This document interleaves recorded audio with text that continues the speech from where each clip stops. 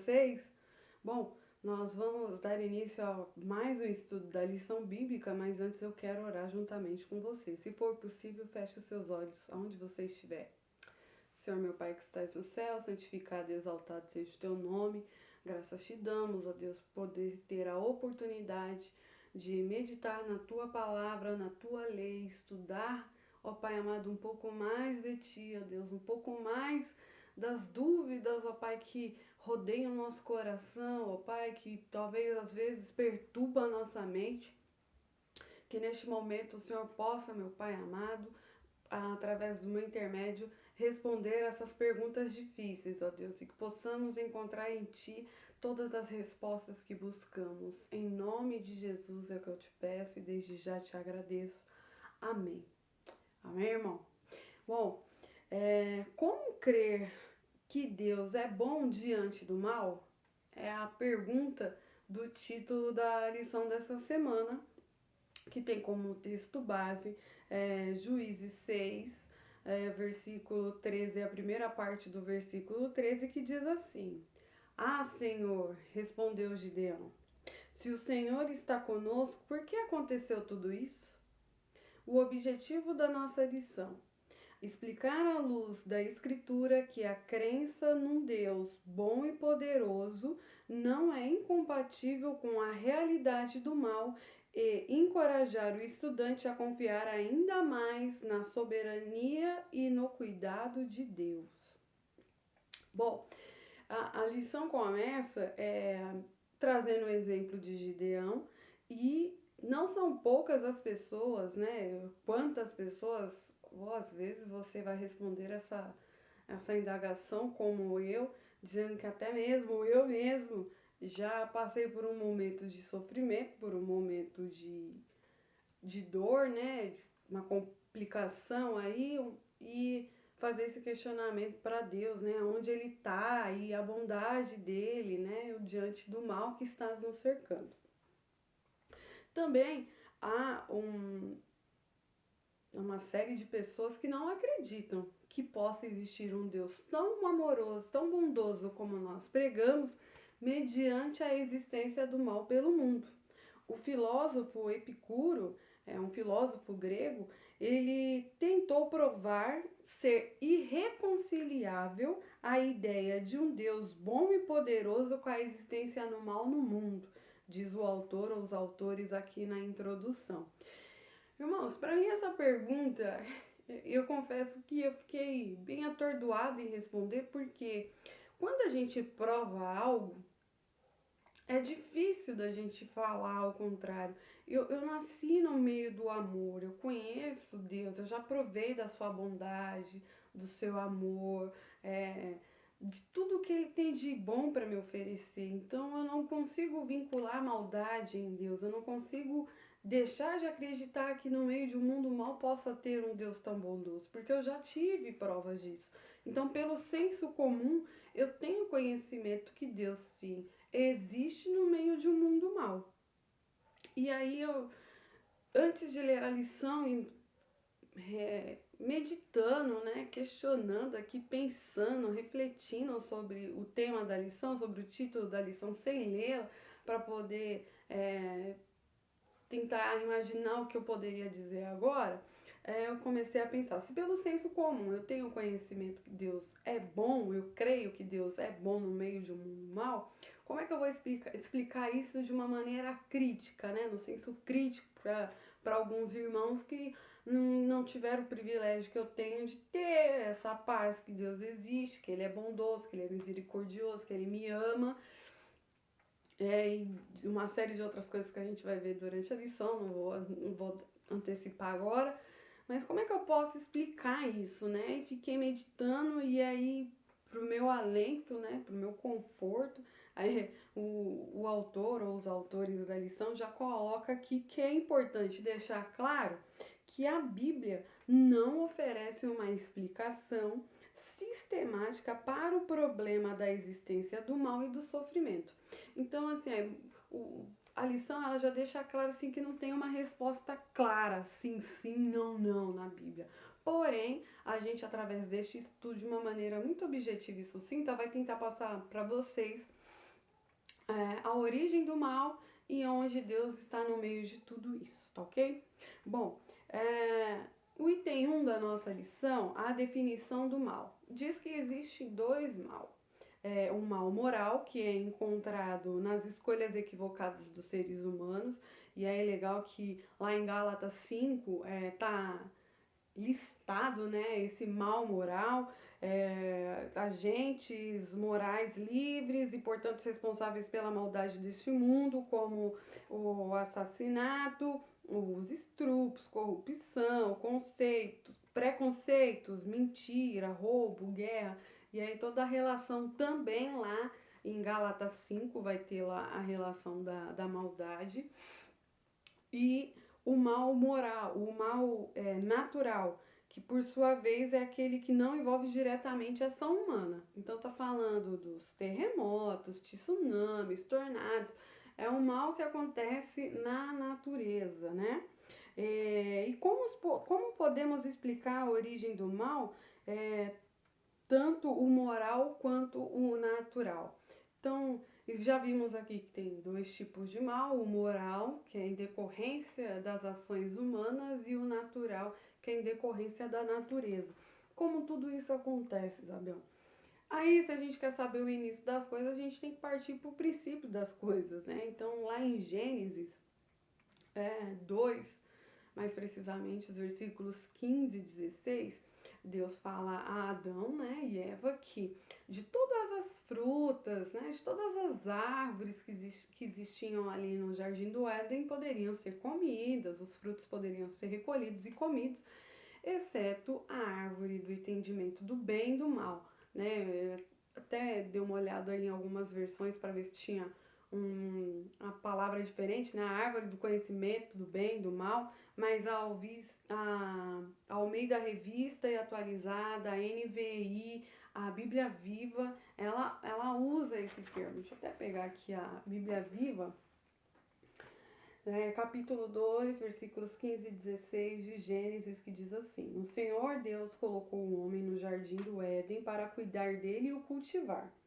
E deu-lhe a seguinte ordem: Você pode comer toda a árvore que está no jardim, mas não coma a árvore do conhecimento do bem e do mal, porque no dia que comer desta fruta, certamente você morrerá.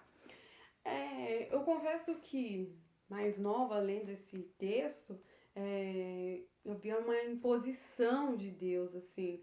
Se você comer, você vai morrer, como se fosse algo impositivo de Deus, né? Assim, imposto por Deus. Mas hoje, né, através do estudo dessa lição, eu tenho uma outra compreensão. Eu vejo como algo assim, de alarme, né, de sugestão, sugestivo, de aconselhando, né, assim, olha, para sua ação vai desencadear uma reação e se você comer dessa árvore, a reação vai ser que você vai morrer. Então, não, se você comer você vai morrer, não. Mas assim, olha, se você comer, você vai morrer. Então, a partir daí, dessa fala, começa ali o surgimento, depois desse momento aí que vai começar a surgir o mal. Deus, ele faz os seres humanos, ele cria os seres humanos com o livre-arbítrio, ele não perde, ele não tira essa decisão de escolha nossa, seja boa, seja ruim, seja para continuar com ele ou rejeitá-lo, ele não tira isso da gente. Os seres angelicais também têm essa oportunidade de escolha, e aí tudo começa com Lúcifer, um ser angelical que decide rejeitar Deus, né? Se opor a Deus, e aí começa a origem do mal. Então, a maldade acaba se originando do ser angelical Lúcifer, mais conhecido agora como diabo, e aí ele, transvestido de serpente, acaba convencendo Eva e, consequentemente, Adão a comer do fruto do conhecimento do mal e do bem, ou do bem e do mal, e aí daí que origina o pecado. E aí, o item 2 da lição, né, o livre-arbítrio, tem algumas alguns trechos do texto que são muito bacanas, o autor foi muito feliz e eu quero ler aqui para vocês. Diz assim: o Deus bom, sábio e todo-poderoso criou um universo com seres livres, para que suas criaturas fossem realmente livres. Deveriam ser deveriam ter a prerrogativa de escolher entre o bem moral e o mal moral, entre amar a Deus e rejeitá-lo. Então, como a gente falou aqui, uma criação livre tem o direito de escolha. Se eu não tiver uma escolha, poxa, qual que é a liberdade que eu tenho, né? Não tem lógica. Então, assim, é um negócio muito profundo, muito bacana também, né? Aí a lição continua assim: o livre-arbítrio, infelizmente, infelizmente, né, por parte dos seres angelicais e os primeiros seres humanos utilizaram equivocadamente o livre-arbítrio. E o mal moral passou a existir. Então, aí, como a gente falou, a partir de seres angelicais, né, a começar por Lúcifer, que conseguiu levar com ele uma terça parte dos anjos, mas os primeiros seres humanos deram origem ao mal moral. Segundo as Escrituras, Deus não é o autor do mal.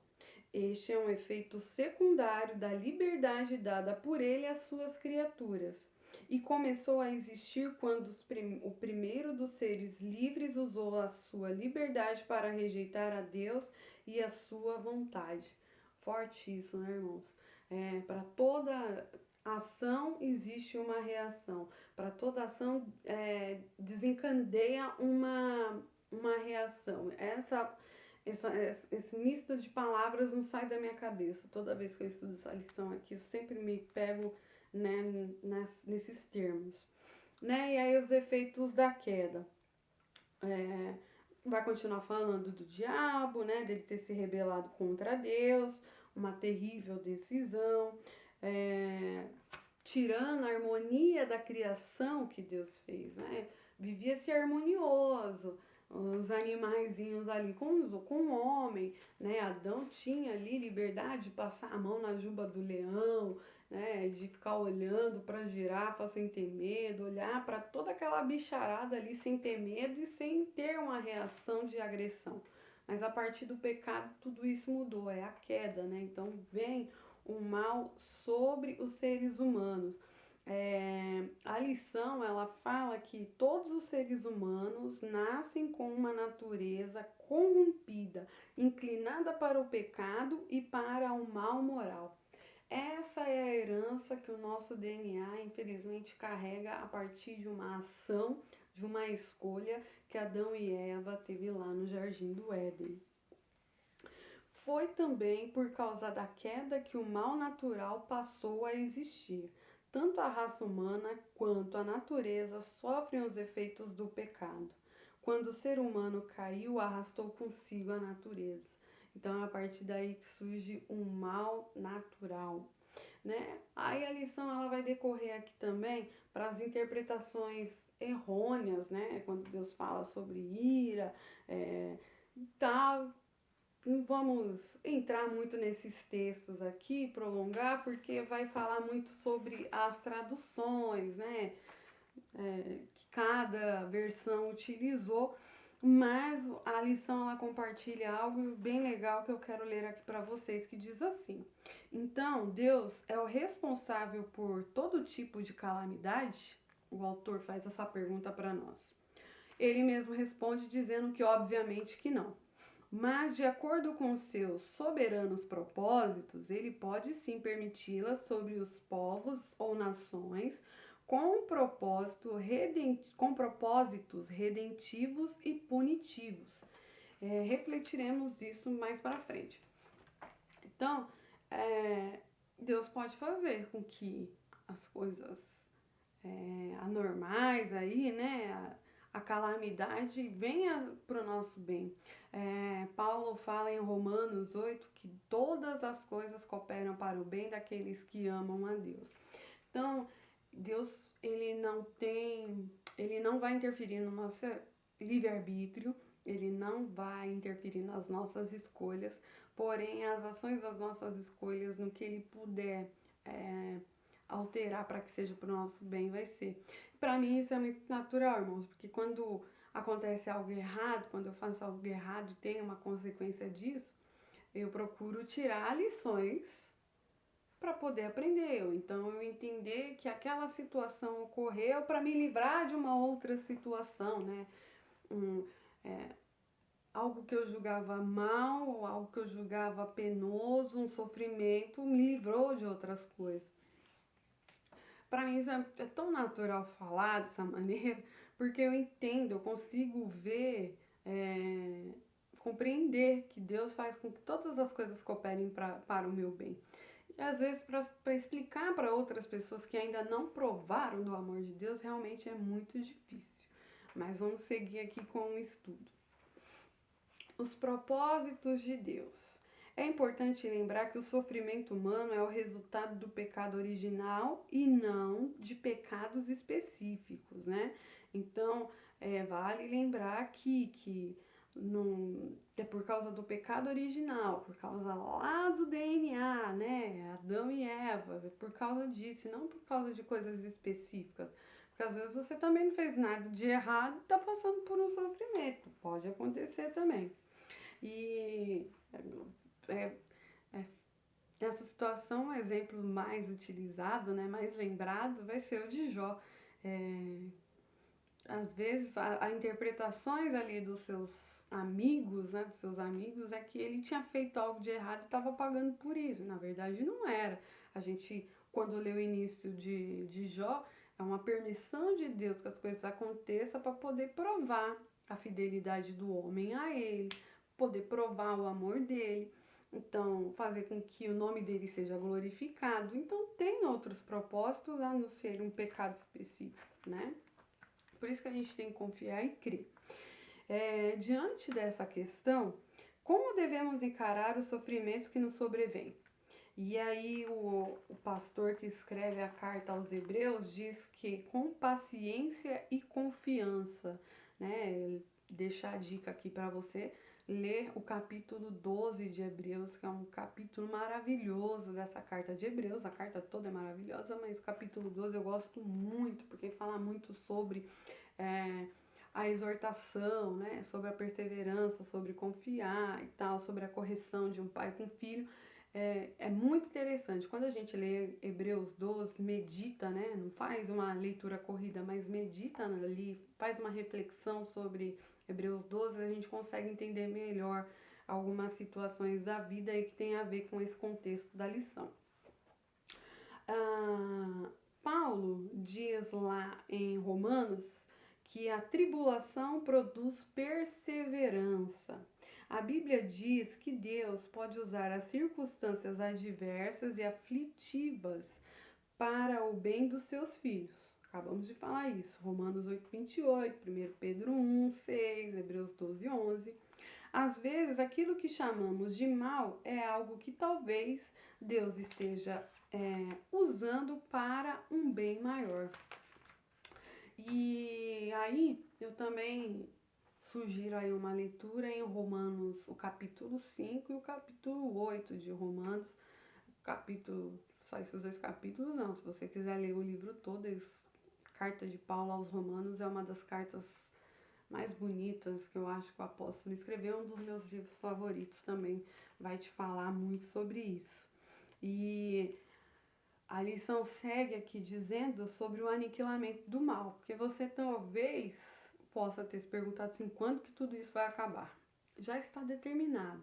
Nós estamos numa batalha já vencida pelo Senhor, a lição diz, e aleluia, glória a Deus por isso, né? Então já existe um tempo determinado para esse sofrimento acabar.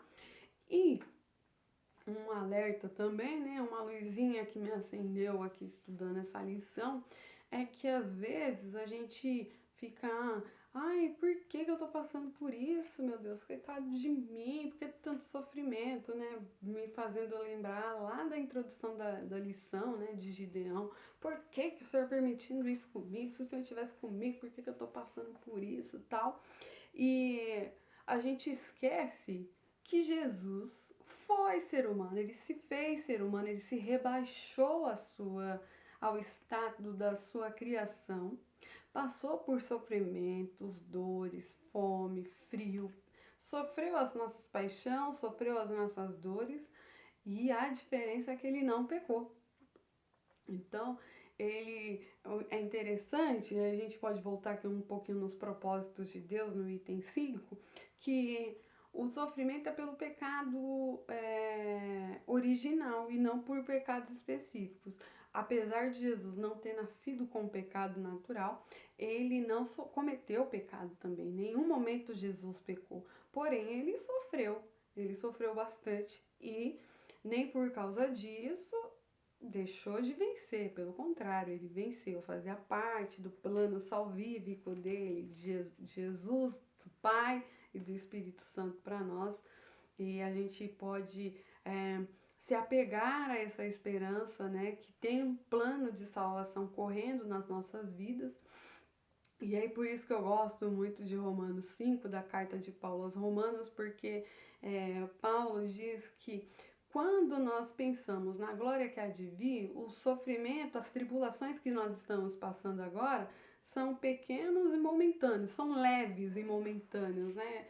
Eu fico maravilhada em ler isso, porque por mais que esteja difícil, por mais que esteja doloroso, a situação que eu esteja vivendo, parecendo que eu não vou aguentar, que eu não vou suportar, Paulo, ele nos estimula a esperança, ele nos leva a ter confiança de que quando tudo isso acabar, que é uma certeza que vai acabar, quando a gente se apegar, quando a gente raciocinar que a glória que é de vir em comparação ao que nós estamos passando aqui, o que estamos passando aqui é leve e momentâneo. Então, assim, irmãos, se apeguem a essa esperança, se apeguem a isso, passe pelas suas tribulações confiando que Deus está no controle de todas as coisas, de que o mal sim existe por causa de uma escolha do ser humano, por causa de uma escolha de um ser angelical. Porém, isso tudo vai acabar. Deus não ia permitir que a sua natureza sofresse, que a sua natureza pagasse por um mal. Ele deu sim a escolha de termos o livre-arbítrio e fazermos as nossas escolhas. E você acha que ele não sabia que o ser humano faria essa escolha? Eu acredito no fundo do meu coração, eu tenho certeza que ele sabia que Adão e Eva ia ser tentado por Satanás, que ia comer, que nós ia passar por tudo isso, e por isso que ele, com Jesus e o Espírito Santo, traz à tona o plano de salvação, o plano salvífico para as nossas vidas, porque ele jamais ia perder a criação, a natureza, né, as suas criaturas, com que ele fez com tanto amor, com tanto carinho, com tanta dedicação, ia deixar perder assim para o mal. Amém? O mal e o sofrimento estão sim presentes no mundo e afetam as nossas vidas. Não há como negar. Mas isso não invalida a existência de um Deus bom e todo-poderoso. Então, mesmo diante das suas adversidades, não deixe de crer que há um Deus bom e todo-poderoso e que Ele está sim com você, que Ele não vai te abandonar. E que se Ele está permitindo você passar por tudo isso, se a sua vida pertence a Ele, se você entregou a sua vida a Ele, Ele vai permitir você passar por isso para crescer, para agregar, para testemunhar, para edificar outras pessoas a conhecerem o grande amor dele, ok? Seguindo aqui para a defesa, defendendo a fé cristã, a lição diz: frente à realidade do mal, confiemos no governo de Deus.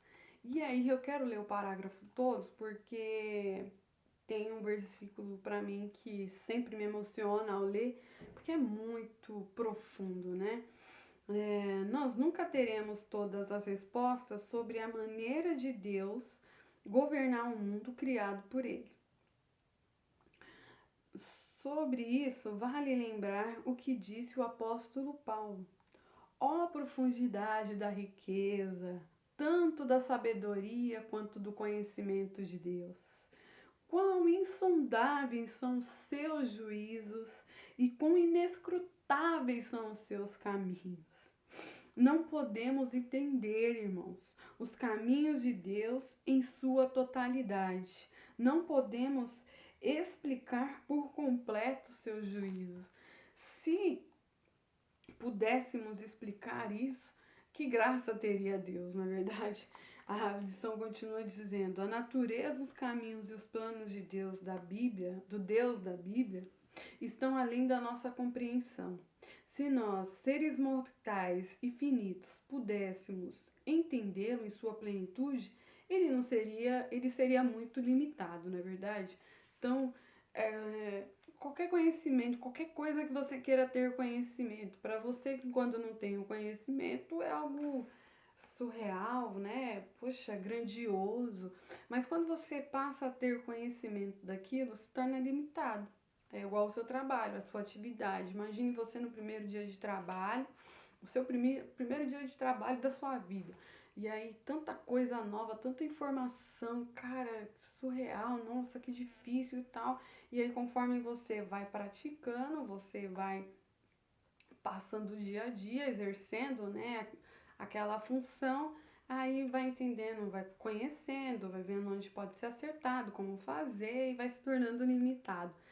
E Deus, o bacana de Deus é isso, irmãos, que vocês podem estudar, podem buscar, mas vai ver que é muito além o conhecimento, né? E aí Paulo, ele faz isso. Ele acaba dizendo aqui, né? Ou profundidade da riqueza, tanto da sabedoria quanto do conhecimento de Deus. Quão insondáveis são os seus juízos e quão inescrutáveis são os seus caminhos. É fantástico, irmão. É algo que não dá para entender. Então, se você fica quebrando a cabeça para poder entender, buscar respostas, pare de quebrar a cabeça e viva o melhor de Deus em nome de Jesus. Frente à realidade do mal, percebamos a presença de Deus. Não, nem sempre é fácil reagir como Jó, frente aos sofrimentos e aos dissabores da vida. O Senhor me deu, o Senhor me levou. Louvado seja o nome do Senhor. Quem dera, irmão, que toda situação pudéssemos sempre ter a atitude como Jó teve neste momento. Mas, infelizmente, né, ou felizmente, a gente também tem uma atitude parecida com a de Gideão, de questionar Deus, por que ele está permitindo tudo isso, por que sobreveio isso. Então, bem diante das dificuldades aí que aparecer, o mal que aparecer para você, procure sempre se lembrar, né, se apegar ao exemplo de Jó. O Senhor me deu, o Senhor levou, louvado seja o nome do meu Senhor. Eu sempre pense nisso, faça esse exercício, tente fazer esse exercício no meio da dificuldade aí, procurar o exemplo de Jó, vou seguir o exemplo de Jó e não de Gideão. Quem sabe, né? As coisas vão mudar aí, facilitar para você. Então, bom, irmãos, é isso. O mal existe sim, o mal não veio de Deus, ele é uma escolha secundária, acabou sendo secundária a escolha do ser humano, né?